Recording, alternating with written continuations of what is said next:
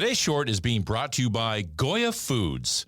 If it's Goya, it has to be good.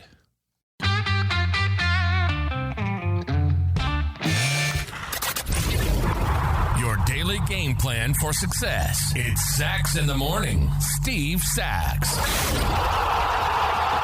Hi, Steve Sachs here with Sachs in the Morning, and this is baseball week. We got some real fun things we're going to be talking about, and today is one of those days. We're going to be talking about a comeback. Yesterday, we talked about the great Lou Brissy, who had an amazing comeback after getting basically his leg blown off, was able still to pitch 7 years in the major leagues. And today, we're going to talk about Tony Conigliaro. I remember this as a little kid. Tony Conigliaro was like the glory child coming up in the Boston area. He was from Lynn, Massachusetts. And Tony Conigliaro was the guy that was going to be the next wonder boy playing for his hometown team, the Boston Red Sox. He started his career, his major league career, as a teenager. And Tony Conigliaro hit a home run in his first at-bat during his home field debut in 1964. So I remember back then when Tony Conigliaro was the guy that was highly touted as the next great coming of the great outfielders from the Boston Red Sox. So Tony Conigliaro was born in Revere, Massachusetts. He was a 1962 graduate of St. Mary's High School in Lynn, Massachusetts. So you can see there that the stage was set for this great talented baseball player to do some incredible things with the Boston Red Sox. During the Red Sox impossible dream season of 1967, Tony was hit in the face by a pitch that caused a severe eye injury and derailed his career. He was hit by Jack Hamilton of the California Angels at the time. I remember when this happened. I was just 7 years old, but I remember when Tony was hit. Now, going back when this started, he was signed by the Boston Red Sox in 62 at the age of just 17 years old. In 1963, he hit .363 with 24 home runs playing for the Wellsville Red Sox in the New York Penn League, after which he was called up to the majors. So he's from A-ball, and he gets called all the way up to the majors. In that rookie season, he hit .290, he hit 24 home runs, he drove in 52 in 111 games, but he broke his arm and his toes in August.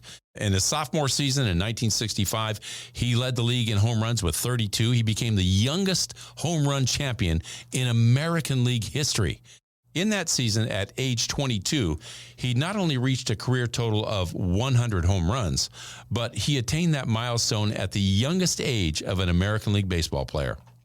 So on August 18th in 1967, the Red Sox were playing the California Angels at Fenway Park. Tony Conigliaro, as I said, was hitting against Jack Hamilton and was hit by a pitch on his left cheekbone and was carried off the field on a stretcher. He sustained a linear fracture of the left cheekbone and a dislocated jaw and severe damage to the left retina. The batting helmet he was wearing did not have a protective flap, and since then it became the standard, partly due because of this accident. And then a year after that, Conigliaro made a remarkable return, hit 20 home runs and 82 RBIs in just 141 games, earning him the Comeback Player of the Year honors. So in 1970, he reached a career-high numbers in home runs with 36 and 116 RBIs. He also hit .266 that year, so back then it wasn't great, but I'll tell you what, it was way better than it is right now. I think the mean batting average in the big leagues now is around .232, so it continually drops in the major leagues, and there's many reasons for that. So after that, his eyesight really deteriorated, and in 1975, he had to call it quits. And unfortunately for Tony Conigliaro, his maladies had continued throughout his life. And unfortunately, he died way prematurely at the age of 45. But his legacy with the Red Sox still lives on. In the 2006 offseason, the Red Sox added a 200-seat bleacher section on the top of the right field roof and named it the Tony Conigliaro Corner in his honor. Currently, the Tony Conigliaro Award is awarded to the player in the major leagues who finds success despite overcoming strong adversity. Since instituted in 1990, here are the notable recipients. 2007, John Lester, who was diagnosed with non-Hodgkin's lymphoma. In 2006, Freddie Sanchez, who was born with a club foot. In 1999, Mike Lowell, who had testicular cancer. And in 1992, Jim Abbott, who was born without a right hand. Here's to you, Tony C., and all that could have been. And that's my short for today. If you like what you heard, give us a positive review, subscribe, and share. Also, remember that the Sax in the Morning swag is now available on my Instagram site. Go to saxinthemorning_podcast. You'll see it right there on the Instagram, and just hit the link. Everything's there. Mugs, hats, tumblers, you name it. Take advantage of it.